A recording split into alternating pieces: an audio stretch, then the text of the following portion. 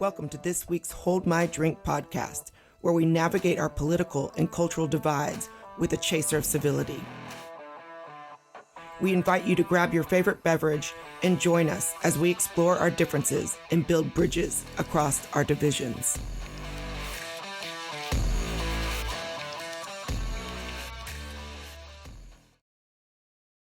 Welcome to this week's Hold My Drink and Counterweight podcast with my co-host David Bernstein, who is just back from vacation where we had no cell phone, which was crazy. We are here to interview Elizabeth Weiss again. After our first interview with her, we got a lot of fun feedback that we wanted to talk more about. And Elizabeth, I know when we first talked, you didn't bring a drink into this conversation. You did. What'd you bring? I've just brought a straight beer, just a rolling rock. I'm close behind you, but I'm a little fancier. I've got a blackberry cider with me. So I know our lawyers aren't drinking right now. We're joined by Daniel Ortner and Ethan Blevins. And so with that said, David, give us a little intro on where we're at with our conversation with Elizabeth. Yeah, so obviously Elizabeth sparked a bit of back and forth from some of the usual suspects on her views on what is within the acceptable discourse, what constitutes legitimate academic inquiry, and so forth. And we just thought it would be good to further explore some of these issues with you as they've come up. I guess the one of the charges that was sort of made by a critic was that your views are far outliers within sort of the anthropology community, and that you really don't have standing. Now, let me just say, the fact that you may be a gadfly, and maybe you are, maybe you aren't, is not necessarily a bad thing. I believe most systems need people who remind us that that there should be no groupthink, that we need outliers. So, but I'm just curious as to whether you see your views as outliers, or maybe you could give us even a percentage. What percentage of people do you think are sort of with you, even if they're quietly with you? Oh, it's so hard to say. I would say that I do hold one of the more extreme views on repatriation issues, not only on about indigenous remains, but just the importance of preserving skeletal collections. I've said it many times that I hold these same views about European skeletal collections. So I do think that I am on the extreme view on that side. That being said, I'm not alone. There are actually quite a few people who agree with me. I get emails from them. The thing is that many of them are scared to mention it, to agree with me in public. I've had people, archaeologists, state archaeologists, for example, say, I completely agree with you, but I don't want to lose my job, so I'm not going to say anything. I've had full professors who've said that. Most of them, they just don't want to come out and say it. And then there are people who disagree with me and still work with me. One of my last papers I published in that included research on skeletal remains, was done with a co-author who is very for repatriation, but he respects that different people have different views, and therefore he wouldn't shun a person who has a different view. So I would say that there is a spectrum, and that even though I do, side with the importance of preserving skeletal collections, I'm not the only one. I might be one of the more vocal ones, but I'm not the only one. And I think that it is a false perception to suggest that everybody is for the repatriation of skeletal remains. Hey, Elizabeth, I've got a question. So I read, some of the critiques, and one of them does say, and I think you just countered this, but one of them does say that we have not treated the bones of, say, white Americans in the same way that we've treated the bones of indigenous Americans. And that is part of the critique, is that there hasn't been that same respect across ethnic, racial, whatever differences. Would you agree with that? Or I would say that there's a large variety of ways that bones have been treated, and that some skeletal collections of Western Europeans are curated. There are people study the remains of both Europeans and indigenous peoples. There are known individual collections, like autopsy collections, but there's also like medieval cemeteries that have been excavated who are curated in the UK. I don't think that we've only looked at Native American remains, and those are the only ones that haven't been reburied. I think that there's a lot of variation. And I was just reading today about this Hallstatt painted skulls from Austria, and from, I think 1700s or so. And this collection is one of the collections that was excavated and is not reburied. And the author who I was reading it actually in preparation for my class tomorrow. He said, unfortunately, some of these similar skulls, painted skulls from Austria, have been reburied.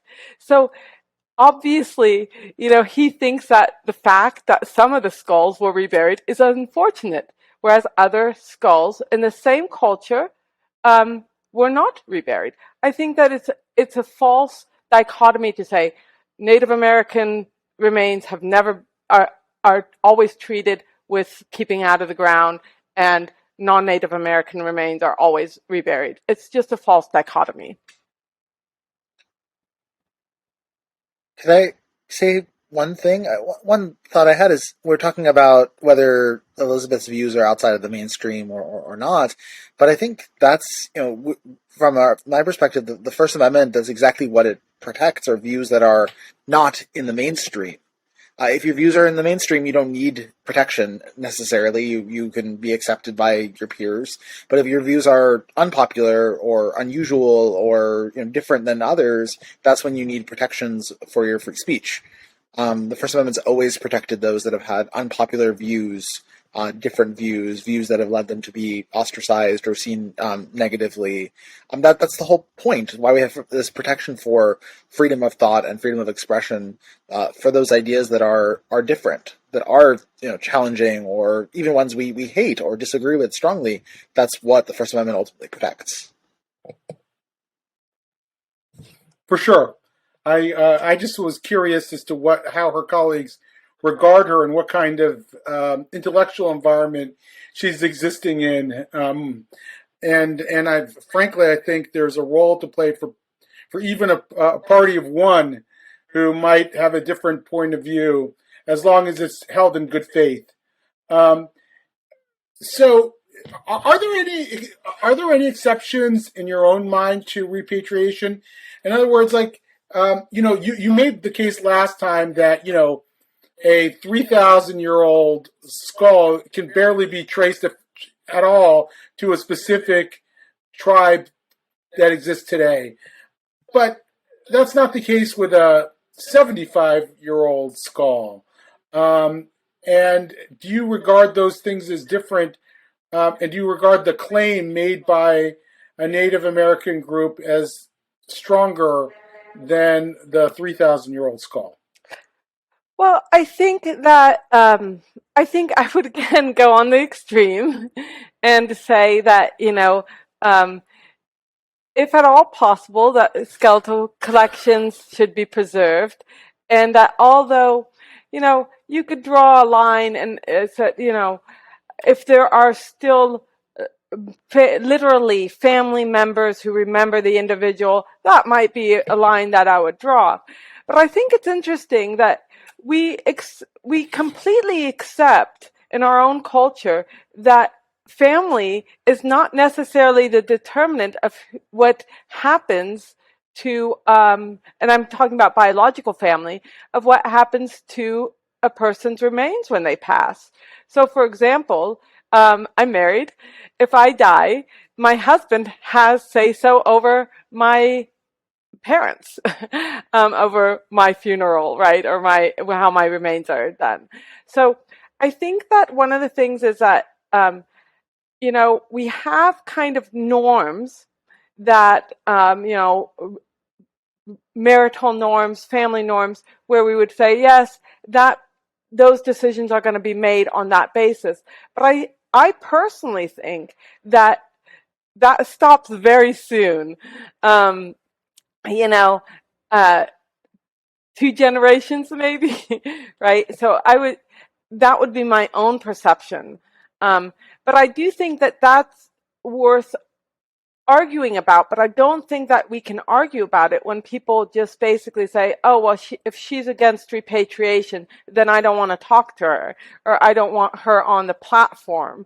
So I think that regardless of where I would draw that line, and I probably would draw it further than anybody, the closer temporally than most people, but nevertheless, if people are like, well, it doesn't matter if she has that line, I just don't want to hear from her and I want to make sure that she shuts up, then that kind of argument cannot be made. That kind of nuance can't be discussed. Agreed. Can I ask you a very sensitive question that's come up? We're about sensitive questions here, and I think you addressed it on Michael Shermer's podcast. You mentioned you're married, and you were married in the past, I believe, to somebody who was actually even more controversial than you are. And some people believe cross the line is to acceptable discourse. Even people who have such high tolerances as I do might consider him beyond the pale in some ways. Can you talk a little bit about what happened there and what your perspective on that all that is? So I was married to Phil Rushton prior to being married to my current husband, Nick Pope. Phil did research on race differences. I would say he was an evolutionary psychologist or a sociobiologist. I personally, I don't talk about the intricacies or the details of his research because I'm not an evolutionary psychologist. I don't do like intelligence studies. I don't, a lot of his stuff was around things that I don't do. I can say, we were married for 3 years and together for 5. I can say that he never displayed any acts of racism while we were together. So he didn't treat people of different races poorly. He got along with a variety of people. He never, used racial slurs. His research was on race, but he was not a racist, and I stand by that. Got it. Well, I on that note, I was reading again some of the criticisms of that, and I'm wondering. I mean, I think it's probably a foregone conclusion, but I'm wondering if some of the backlash that you get, Elizabeth, is a result of people not knowing his work or being able to separate it from your work. And on that note, do you want to respond to that or? I don't think most people knew I was married to Phil before this. I never hid it. It's just, it has been such a long time ago. And so I think that it's more like, they dug that up kind of thing. The other thing is, I'm currently married to Nick Pope, and a lot of people have accused him of various things because he appears on shows like Ancient Aliens. So I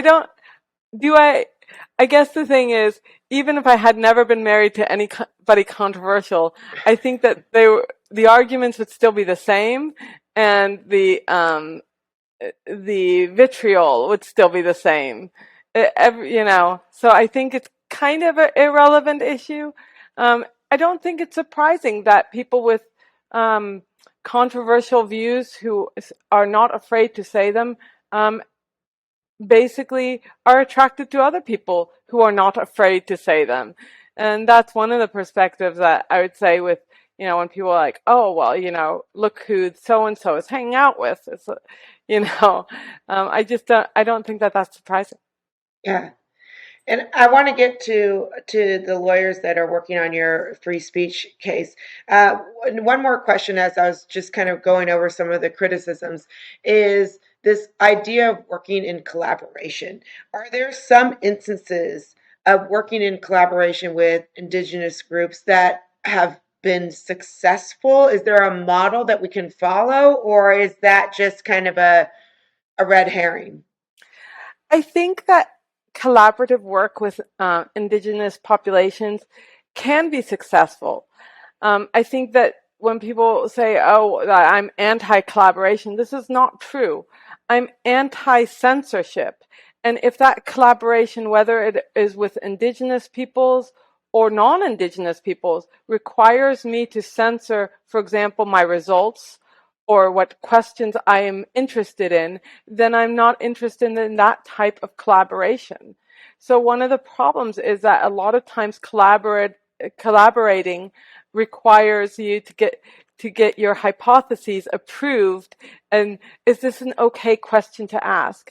And there have been cases where anthropologists have worked with Native American tribes where they basically say, you know what, if the results don't turn out the way we want them to, then you will not publish that. Well, this is a form of censorship. And I'm not saying this is always the case, but when this is the case, when you have to agree on not publishing results that are unfavorable, or if you have to censor what you're going to ask, then I would not collaborate with that.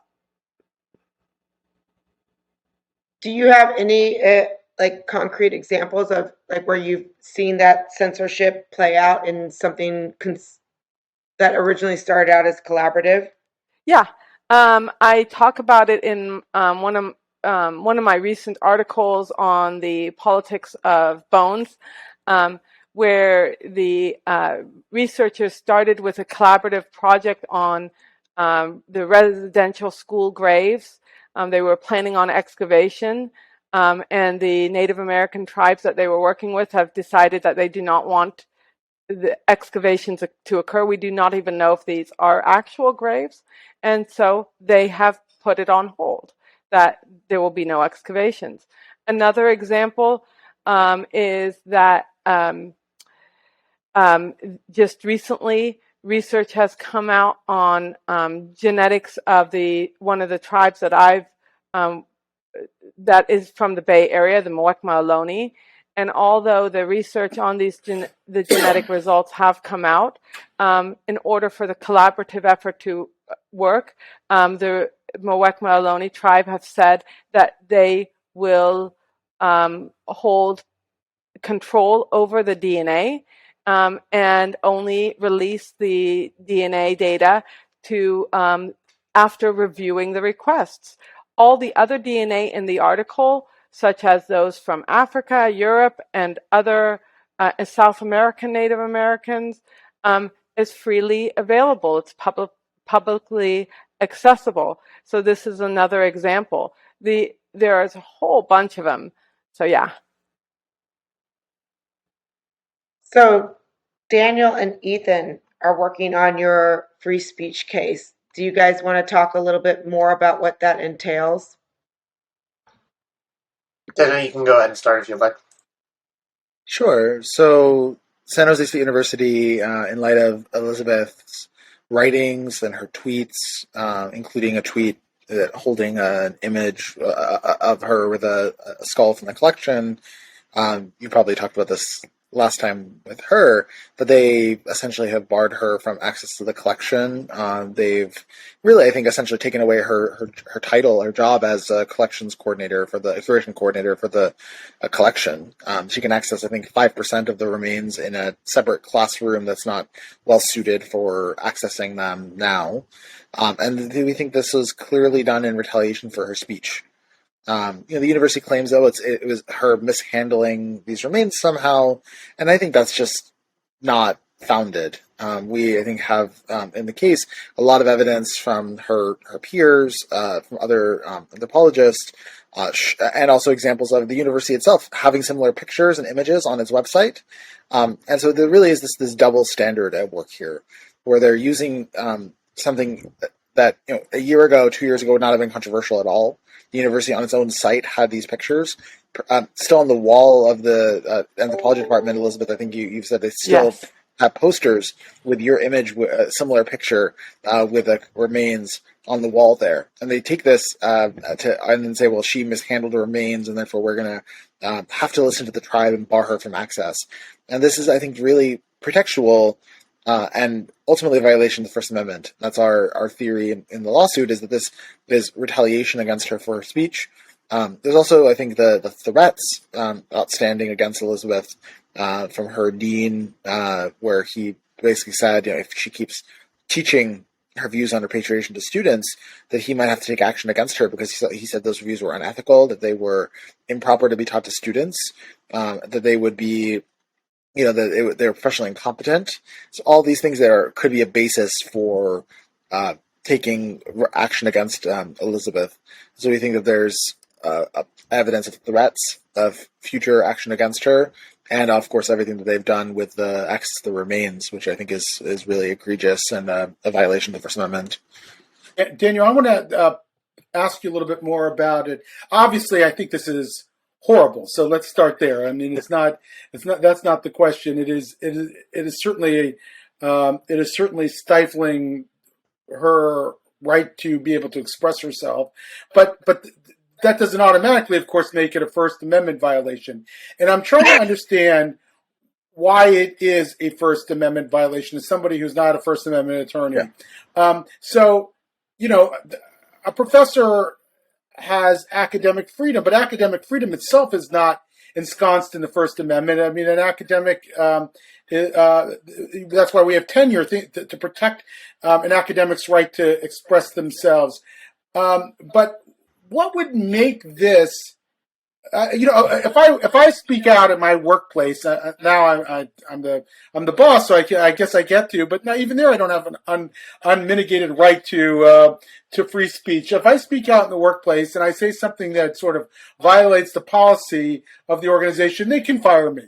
And so why is this a First Amendment case? Sure. So public employees, especially professors, who work for a state institution, are protected by the First Amendment for their speech. And I would say, academic freedom, the First Amendment encompasses academic freedom. It's not coextensive. Academic freedom in a broader sense extends beyond what the First Amendment guarantees. I mean, tenure protections are broader than the First Amendment, for instance. But academic freedom is a component of the First Amendment. The Supreme Court has, I think, said very clearly when they were dealing with cases involving loyalty oaths, for instance, in the 1950s and 60s, that academic freedom is a core component of the First Amendment, that it is an essential protection for freedom of thought, for diversity of thought, and for and so I do think that there is First Amendment protection. When a public employee, and especially a professor, speaks out, an employer can't take action against them just because they don't like their views. Now, there's a balancing test in the law. It's called the Pickering test for this legal case it's based on, which balances the First Amendment rights of the professor against the interests of the university. So it's not. The protections are weaker than in other contexts outside of employment, but there still is protection for First Amendment rights of public employees, including professors. Thank you. Ethan, if you had wanted to add anything to that. Just briefly to say, part of the balancing test there is whether or not the speech disrupts the mission of the university or the public employer. And I think it's worth noting here that Professor Weiss's speech furthers that mission, right? Because the interests and the mission of the university is the pursuit of truth. It's the robust exchange of ideas. And to shut down dissent is, in fact, contrary to that mission. So I think it's difficult to say the university has any real, genuine interest that we should recognize that would prevail over her interests in academic freedom. Where is the case now? So we are currently litigating at a very preliminary stage. We've asked for what's called a preliminary injunction, where we're just asking the court to put a hold on the policy that prevents Professor Weiss from accessing the remains during the pendency of the litigation while it moves forward. The government has also filed a motion to dismiss, basically just saying we don't have a valid claim at all. They are claiming, for instance, that the tribes are necessary parties that need to be joined to the litigation. And so we have a hearing at the end of the month. It's hard to say when the judge would issue a ruling based on that hearing, but that will kind of set the tone for the remainder of the case from there. Right now really is a critical time for this case because the remains in question are likely going to be repatriated sometime in the next couple of months. And so we're hoping to get Elizabeth access, at least for the time until they're repatriated, so she can do some of the really cutting edge, important research that she plans to do. That, if she doesn't get to do it, it'll be that information will be lost forever. Really, she'll never get to do that research on this collection. So we're hoping that we can. We're not fighting and saying these can't be repatriated. The law is what it is. It requires repatriation. We're not saying not to repatriate, but there's no reason whatsoever that she can't have access during the time that they're preparing to repatriate. We think the law of the CalNAGPRA, California Native American Graves Repatriation Act, actually allows research while repatriation is happening. It has in mind that research will continue until close to when repatriation is going to happen, and so there's really no reason for the university to be barring her from access, even if the tribes want her to not have access. They're not justified in barring her from accessing these remains during this time. If the university grants her access to again, can't they still prevent her from doing research around those particular remains? I mean, they could sort of get over the technical prohibition against barring her, but still not give her access, or no? Well, I mean, the injunction we're seeking from the court would be to allow her to have access to these remains and to do research, at least for a reasonable period of time until repatriation is going to happen. Yeah. Another germane aspect of this situation was the insistence that menstruating women cannot be around remains. Now, I know this is a free speech case, so that would not be specifically germane, right? Did you consider filing a discrimination case? I think I know Elizabeth has talked about maybe filing a title like a Title IX complaint or Title VII complaint of some kind with the EOC, and that's a possibility. I don't think it wouldn't be part of this lawsuit necessarily. And the university has said that they've repealed that policy. I think as soon as we filed a brief that highlighted it and said, "Look, this is ridiculously sexist, outrageous," they immediately said, "No, we're not enforcing this. This is not in place anymore." So I think they very quickly realized that this is not something that a public university should be enforcing in 2022 in the United States of America. And let me just interject here with a little bit about what I would hope to do if I do get access to the remains before they are repatriated. I do have two research plans that I basically am ready to collect the data on. One of them is a research on skeletal remains that looks at whether a common indicator for anemia is actually an indicator for anemia, or rather for other health issues, or even for just regular growth. There's still a lot of research questions just trying to figure out what the best way to understand past people's health is.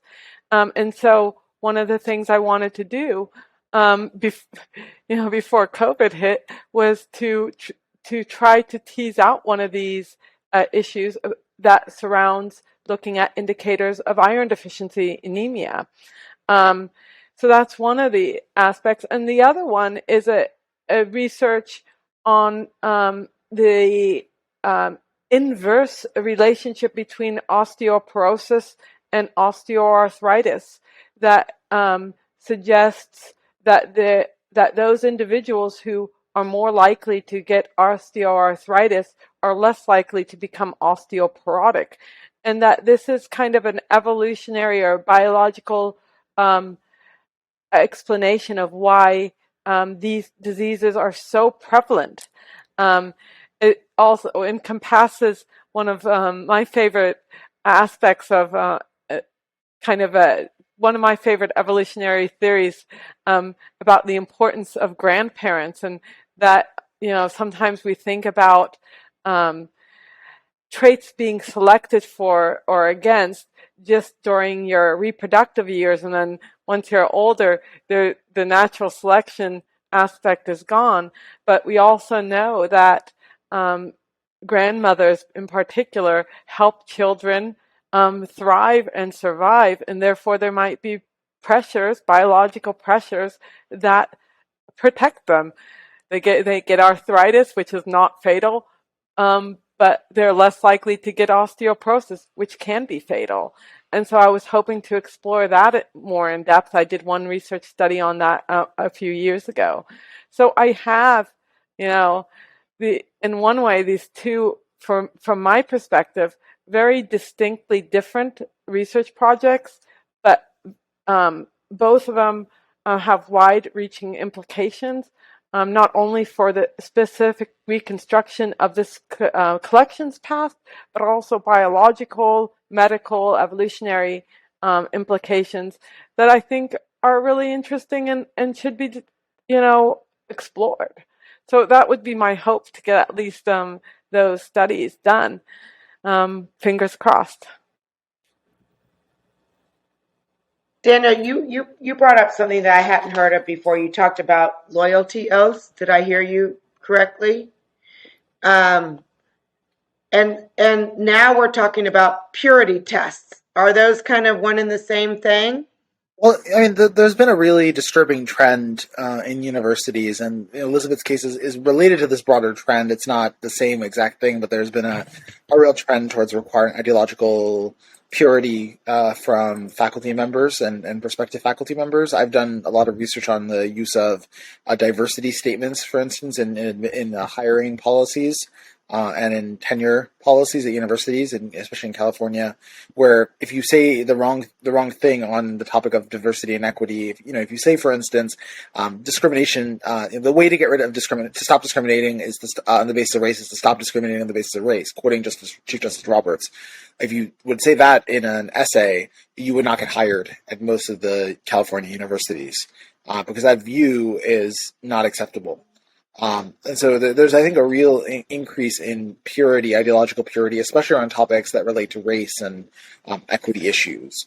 And so I think Elizabeth's speech isn't exactly on that topic, but it ties into the debate a little bit, because you have tribes that are these marginalized groups, and people say, well, look, you can't say anything that goes against their wishes, their desires, and if you do, then you are a racist, you're anti-indigenous, and so I think there's some ways, some overlap there, and it's related to this, I think, constriction of free speech on campus that has been very alarming, I think, in the past couple of years. And I think that in some ways, in addition to the issues surrounding the my access to the collections and my views on repatriation, my chair and dean also mention negatively my other overall views, such as when one of the professors in my department sent out an email to all the alumni and graduate students about using a database called Cite Black Authors. And this, when this went out, and this incident came out right around the same time that the controversy over my book started bubbling up. And I had sent a reply that basically said, although I think this is well-intentioned, I recommend or I suggest that students cite the best research available regardless of the author's race. And this was pointed out as, another example of how, I was on the wrong side, or how that I needed to be watched or controlled. And I think that in some ways the repatriation issue is a sliver of the issue about social identity or political social identity. And so my overall perspective, and which is one of the reasons why I think I'm being targeted, is that my perspective is that you look at the research, and whoever is telling the most accurate story is the one that you should consider. It doesn't matter who is telling the story, as long as it's the most accurate one, and a person's race, tribe, gender, sex, whatever, is irrelevant to whether that is accurate or not. Right. In some ways, what we're dealing here with is a sort of, as West Gang calls it, a successor ideology, an ideology that seeks to replace liberalism with an alternative. I hate to use the E word, but epistemology, a way of knowing that's not based on good argumentation or claims to truth, but rather on who has the requisite lived experience to define the world for the rest of us. And that's become so commonplace, it seems to me, that even in the academic world, where you would think people would know better, would fight back because they want to investigate truth claims and do good science, they've bought into this as well. And in fact, it actually originated in the academy. So it always sort of mystifies me why more scholars aren't willing to stand up and say, "This is crazy. That's not how we do science. That's not how we do social science." Yeah. If I can just say, if you don't mind, an interesting element behind that Cite Black Authors incident, and I think just this whole incident in general, is the university's concern for coddling students. If I remember right, and you can correct me if I'm wrong, Professor Weiss, one of the things that was said to you with regard to the Cite Black Authors thing was, how would a student feel if they saw your response to this? It's a sense that students have to be sheltered from dissenting viewpoints, which I think is so fundamentally contrary to the mission of the university. We should have the intellectual humility to recognize that the Overton window is always moving, right? Somebody's on the edge of the window, maybe in the middle in 10 years, or not. We don't know. And there is no value in protecting students solely because they might be made to feel uncomfortable. In fact, that should be the mission of any university. I think one of the problems here is that universities have adopted this sort of customer is always right mentality with respect to their students. We need to protect them. We need to make sure that they're comfortable, when in fact that really isn't in the best interest of the students or the university's mission. Right. Yeah, I think that's really important what Ethan said, that universities should make students feel somewhat uncomfortable, challenged at least. they should be exposed to different views. And I think Elizabeth's described that, in her classroom, she introduces her view, but also the other side of the issue, and lets her students discuss and talk about it and share their views. And I'm guessing a lot of the students disagree with your position, Elizabeth, but that's part of the back and forth of an academic environment that should be allowed to prevail. Yes. And actually, I would say, whenever I teach these issues in class, and this is how I've taught it in class since the beginning, is that I always present both perspectives or multiple perspectives.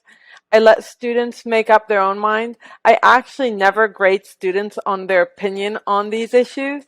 There's so much material I can use for grading. I don't need to make sure that they're agreeing with me. And I have no qualms about students disagreeing with me on these issues. Of course, do I want to convince certain students? I hope that some students come to my perspective, of course.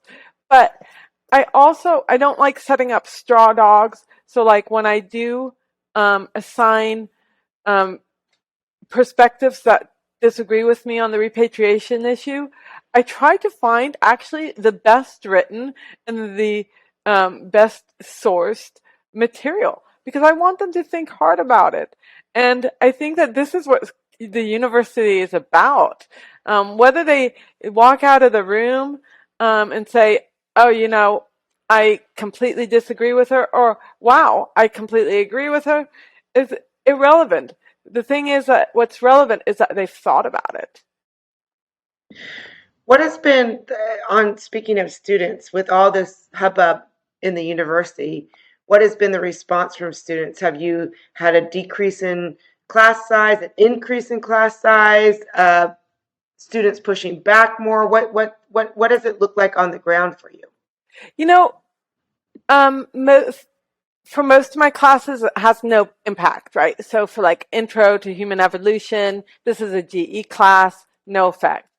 For some of my classes, we talk about the topic, but I really haven't seen any change in class size. I've talked about ethics in my graduate level class. It was a very testy exchange, but in the end, we all agreed that it was a good discussion. I had I have some students who say they completely agree with me. So it's really a mixed bag. But the funny thing is, I think that, and maybe I'm wrong, but I think that the other reason why they don't want different views introduced to the students is because they're worried sometimes that students might come to what they see as the wrong conclusions. I think that it's coddling mentally as well.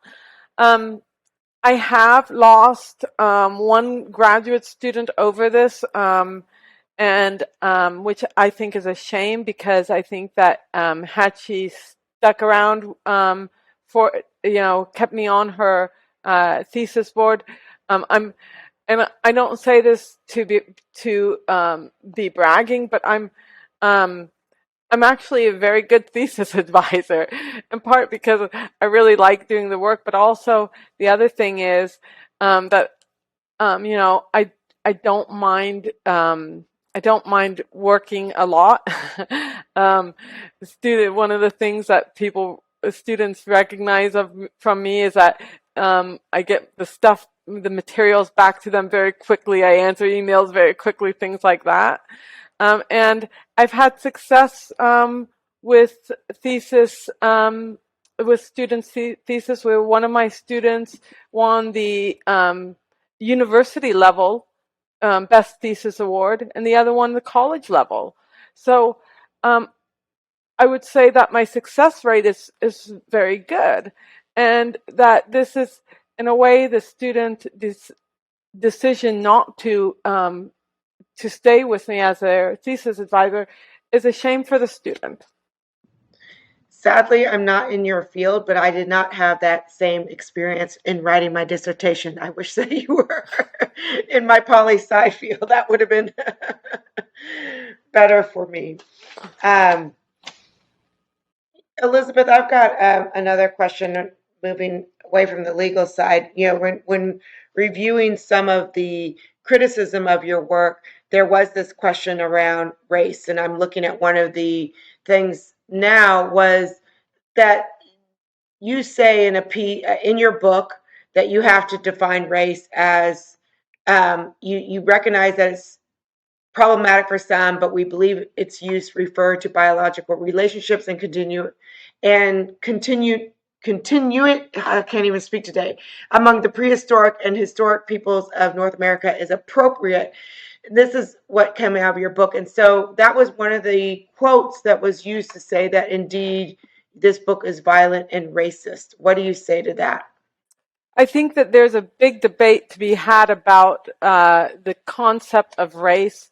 I think that actually the way we use the term race in the book is still very much used by forensic anthropologists, for example. I think that a lot of times the term race, the anthropologists don't want to use that term anymore. And so they just basically replace it with like ethnic groups or geographic populations, but they're really talking still about the same thing. One of the other reasons why we decided to use the term race is also because a portion of the book deals with the legal aspects of NAGPRA and other laws regarding Native Americans, and does use the term race as well in the laws. I think that I would say that there's still quite a bit of debate even around the not only the use of the term but the concept.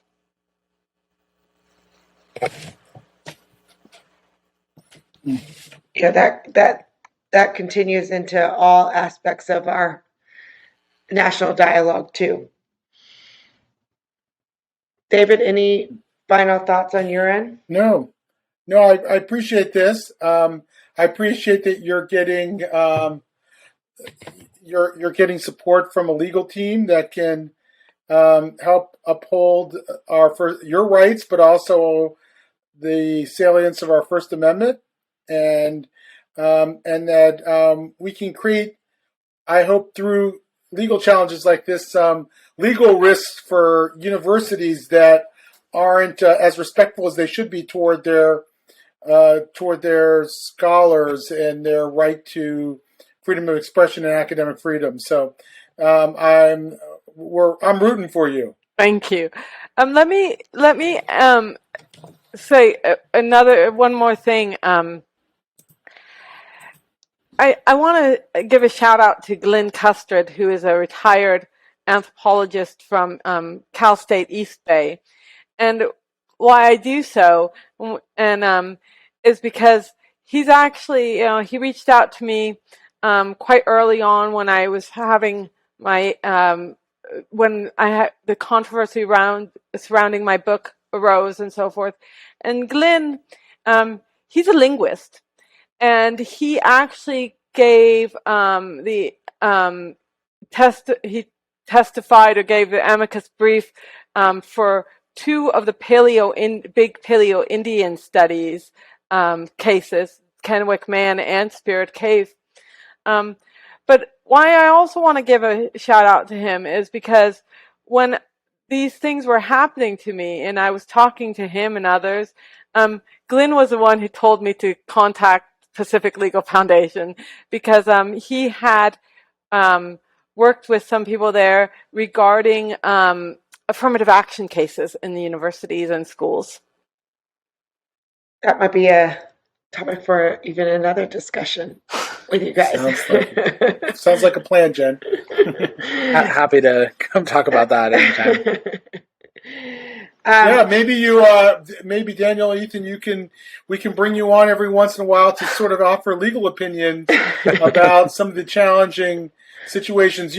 I mean, so much of free speech is not just about what's in the law. It's about culture. It's about having a culture that upholds the freedom of expression that goes far beyond whatever the First Amendment protects. And a lot of the work we do, because government tends not to stifle freedom of speech as it might have done in the past. I mean, obviously there's plenty of cases of it, but we're asking ourselves, what kind of culture do we want to live in? And do we want a culture that prevents people from being able to share ideas and have conversations? So we tend to fight these issues on a cultural level, but sometimes that may mean that we're not as aware as we should be about what are the actual First Amendment implications of some of the things that we think might be just cultural issues.